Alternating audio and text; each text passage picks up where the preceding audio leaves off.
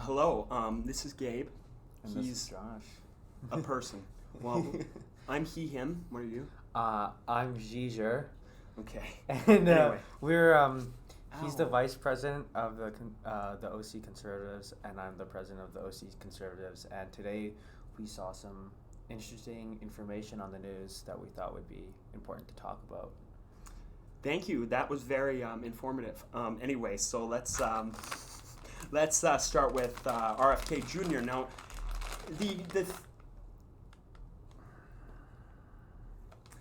the Harvard Harris has done a couple polls on this. Found that 52% of respondents had a favorable opinion of RFK, even after all of the issues that he has had with his his personal views, which we're not even going to get into here today. What we're talking about more is the importance of a different candidate for people like us, Gen Zs, who sort of aren't exactly like this old conservative or the old liberal. So if you look at the favorability ratings here of Joe Biden and Donald Trump, they're both at about 40%, right? So now if we keep going down here, you can look at enthusiastic for a Trump Biden rematch, which is an interesting poll, and we've been seeing this consistently over the last while, which is that people are not enthusiastic. People who are somewhat enthusiastic or very enthusiastic only equal about 27% of the population. Now, I mean, I have my views on the different candidates, but I think that it's interesting that a candidate in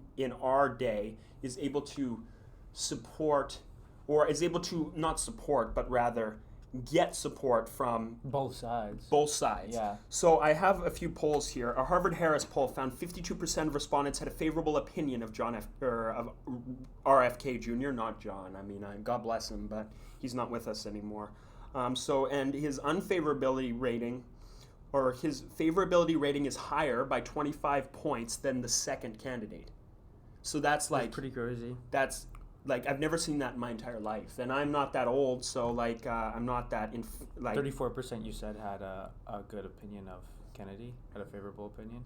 On this particular poll from Mammoth has only 24%, but and 24 unfavorable, but that is or 34 unfavorable, but that is still pretty good. And if we actually look at the Real Clear Politics, anyway, so RFK Jr. in the Real Clear Politics polling right now, on average, is polling at 13%, but he's reached as high as 20, which shows the importance of having a different voice. Now, 538 average has favorability among Republicans for Kennedy is 40%, and his approval rating is a net favorability of 11 points, which shows that even a Democrat can win the support of a mass populace if they have moderate views, at least on most issues. Yeah. So if you want to look at one more thing here, we have a couple other ones. NPR PBS NewsHour did a poll, found his favorability was actually ahead of Trump by 1 point. And he has the highest polling of an independent candidate since Ross Perot in 1992. Now, most of you watching won't be born by then, but I mean, just let's put it this way. He was the strongest independent candidate since Teddy Roosevelt. Mm-hmm. So these polls should suggest that Kennedy has a strong appeal to voters across the political spectrum, but he faces a tough challenge. So now he has been a very good activist for environmental issues. He did oppose the vaccine mandates, which obviously we support freedom. And he's always criticized mainstream media for their control by Big Pharma, which is also true. Let's be completely honest here. Now, sources here. But if we actually look at the Real Clear Politics average here, he's actually showing a pretty strong performance. And I actually saw a poll today where he was reaching as high as 20% in the polls. And in a general election, that is pretty much unheard of in America. Yeah, I mean, it's pretty insane. So, I think that what I personally think, and I'd like to hear your take on this genuinely, is if you can do things a little differently, whether it be a Democrat or a Republican, you can get support. And my question is, if we want to make it more simple here, is how should we as Gen Zs cast our ballots? Should we focus on parties, or should we focus more on issues that are important to us? I think you always got to go with issues that are more important to you. I mean, that's why you even gravitate towards certain parties, because certain parties have a specific ideology, and that's an ideology that you subscribe to. So I think, and if your party's ideology changes, well then you got to find a different party to affiliate with, or you got to find an independent that is up your alley? So I've seen him as high as 20%, which shows that he is actually the highest polling independent candidate at this point in the election since Teddy Roosevelt. Yeah.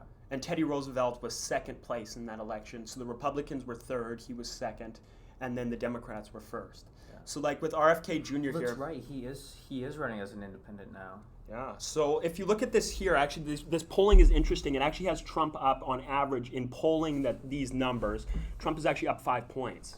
And his highest performance on here was 8, or actually he went up to 9 points. And this was a Harvard-Harris poll, which is not a center-right thing. So if you actually look at this, is that Kennedy is able to consistently take from the right and the left, rather than you see like West, who was a popular candidate with sort of more progressive voters, but now they're all actually going towards Kennedy and the conservative voters who don't feel at home with Trump, which like he's been good for our movement, but he has some issues at times, and he could be in jail. Yeah, yeah, it's not a good look for your candidate to be in jail, definitely. So actually, this shows an interesting perspective on running as an independent can work, but only if you focus on the issues. And one issue that I actually am interested in myself, and I mean, you don't have to agree, but I actually find it interesting that his plan on drug addiction, which is something that afflicts our country. His plan is to legalize marijuana nationally and use the funding from the taxation on the marijuana to fund recovery centers for addicts. I mean, if you're going to legalize it, recovery's good. Like I'm not necessarily in support of decriminalizing or legalizing in that sense, but what I think is if you're going to legalize something, it should be for the greater good. Yeah. Right? And I think that is actually a good idea because no other candidate has put forward actually any solutions to the drug crisis in the United States other than RFK. Yeah. And well, I mean, Trump with his wall. Yeah, but the drugs in the country, the drugs are still going to be made in the country. Like the wall is great. I see what you mean, yeah. But the thing is look at where the fentanyl is coming from. Okay, where does the fentanyl come from, guys? It comes from China. So we need to fight. We need to fight at the source, and another way to fix this is giving people a room to stay. Now, Alberta's policy on this, because this is a good tie-in to Canada, because we're Canadian, is Alberta has a policy of instead of giving free drugs like we do in our province and letting our streets become chaotic and having crime up the wazoo, they instead focus on recovery. And I think that the best way to deal with this issue is, of course, recovery and not giving free drugs. Yeah. You have anything you want to say about this? Like, what does this to you? What does this mean? Like the RFK being so high in the polls. I think, well, he's a bit of a populist, so I think it kind of signals like a turn away from more like rigid establishment ideology, and same with Argentina, the new Argentina. Afuera, Mr. Afuera, man. That obviously people are. Populist candidates are becoming more popular, and even in Canada, Pierre Poilievre, he's a good guy, and he's fighting for populist ideals. He's more focused and less gaffe prone than say Trump or Afuela. Yeah. Malay. Yeah. So but I think that it's important that our candidates support issues that we believe. I hate the Americans who say, well, we don't want a populist, or like that guy from Castanet, the good old Apple guy who got his butt handed to him on a platter. Yeah. Is that a populist? What does it mean? What I think it means is that someone who looks out for the issues of the common voter rather than interest groups and other things. And that's why who is the most hated candidate? It's Trump and Kennedy, the two anti-establishment candidates. And one thing to close this out on is, what happened to the other two Kennedys? They got shot.